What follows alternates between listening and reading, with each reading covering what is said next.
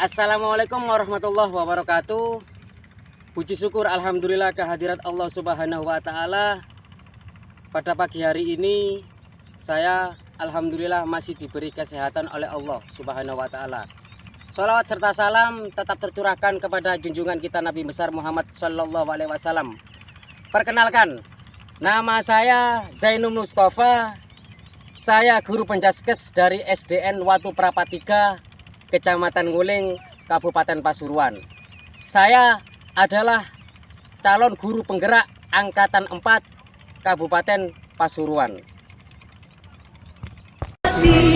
Lahirkan profil pelajar Pancasila, belajar, bergerak, berbagi untuk negeri, kita menjalin kolaborasi.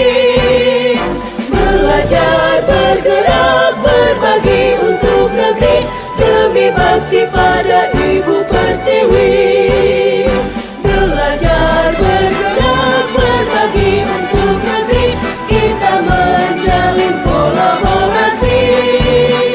Belajar, bergerak, berbagi untuk negeri, demi bakti pada Ibu Pertiwi. Demi bakti pada Ibu Pertiwi.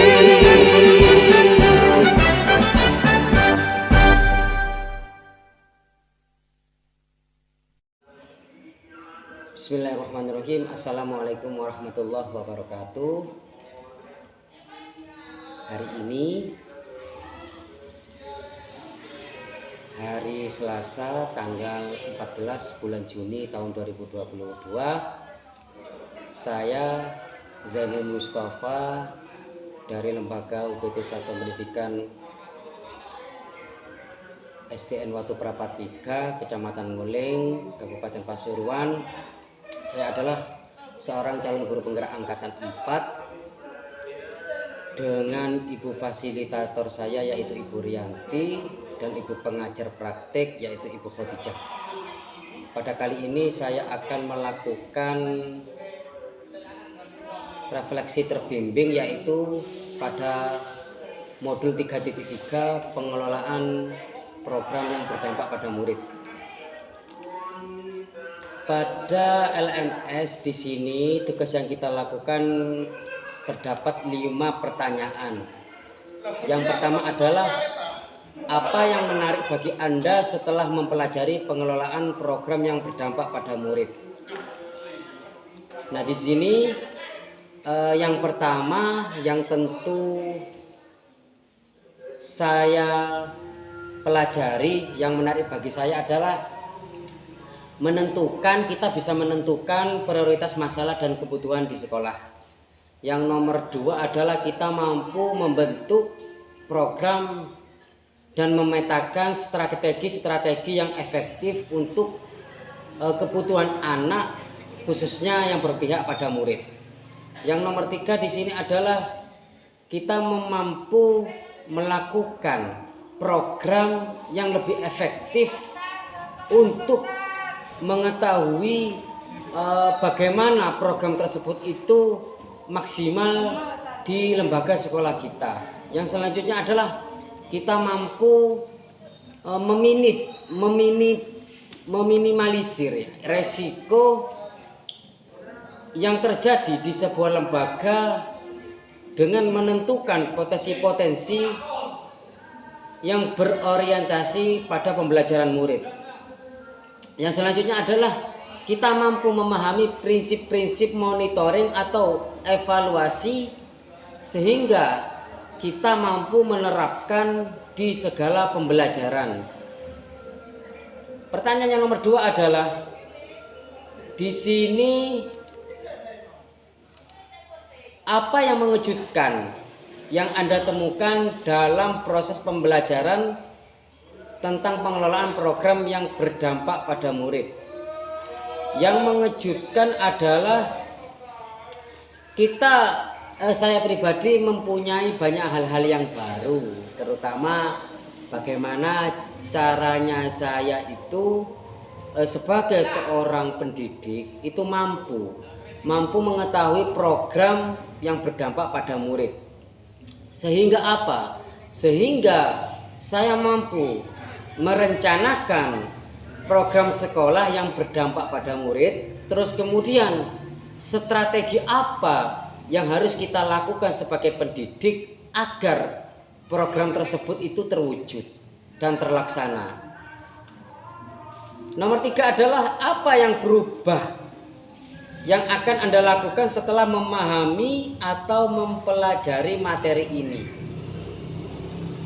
Di sini adalah yang berubah.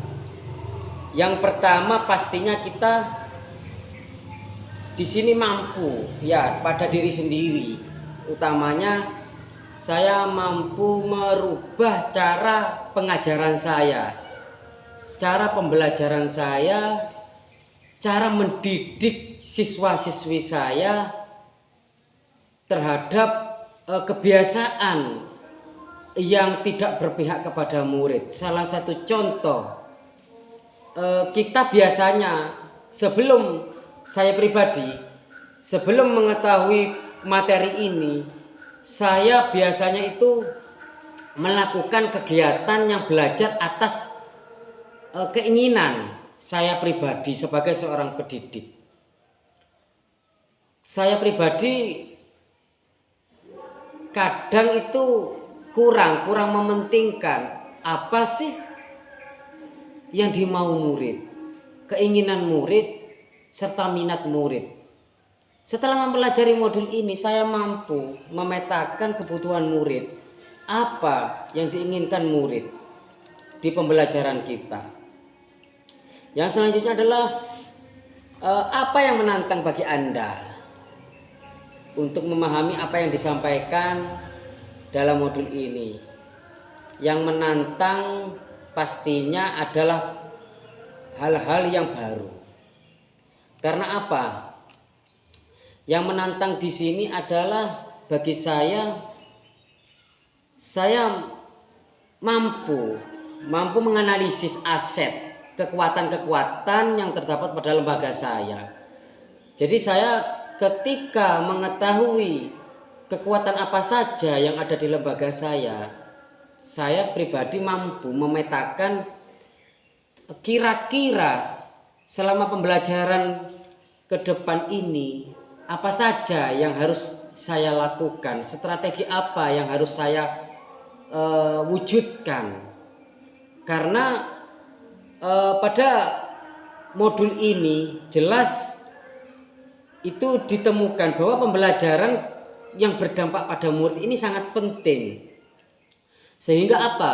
Program yang saya laksanakan ini ada kaitannya dengan modul yang lalu, yaitu tentang tahapan bagja, dimulai dari pertanyaan-pertanyaan yang muncul pada lembaga kita. Yang selanjutnya adalah sumber-sumber dukungan yang saya miliki untuk membantu saya menyusun program yang berdampak pada murid. Kalau berbicara dukungan, ini pastinya yang pertama adalah kepala sekolah. Pastinya dukungan paling penting kita sebagai pendidik adalah kepala sekolah di sini, karena kepala sekolah adalah pemimpin sekaligus orang yang mempunyai kewenangan. Tanpa kepala sekolah, seorang pendidik itu tak akan pernah mempunyai persetujuan atau solusi yang baik. Karena seorang kepala sekolah adalah hal yang paling utama yang kita butuhkan. Yang nomor 2 adalah guru atau rekan sejawat. Kita pastinya membutuhkan dukungan, masukan, kritik, evaluasi, feedback yang sangat dibutuhkan bagi kita seorang pendidik. Yang selanjutnya adalah seorang murid. Nah, murid ini pastinya kan murid adalah hal yang paling utama, karena di sini jelas bahwa program yang kita lakukan ini harus berdampak pada murid. Yang nomor 4 adalah wali murid atau masyarakat. Tanpa dukungan masyarakat pun kita sebagai seorang pendidik kita tidak akan bisa melakukan atau mewujudkan program-program yang kita lakukan di lembaga kita. Karena apa? Karena ketika kita berada di sekolah, mungkin seorang murid itu sudah menjadi tanggung jawab kita. Tapi bagaimana dengan yang ada di rumah ketika di luar sekolah? Itu pastinya kita membutuhkan komunikasi yang baik terhadap wali murid atau masyarakat di sekitar sekolah kita. Itu saja yang bisa saya sampaikan terkait refleksi terbimbing pengelolaan program yang berdampak pada murid. Kurang lebihnya saya mohon maaf. Wabillahi taufiq wal hidayah. Wassalamualaikum warahmatullahi wabarakatuh.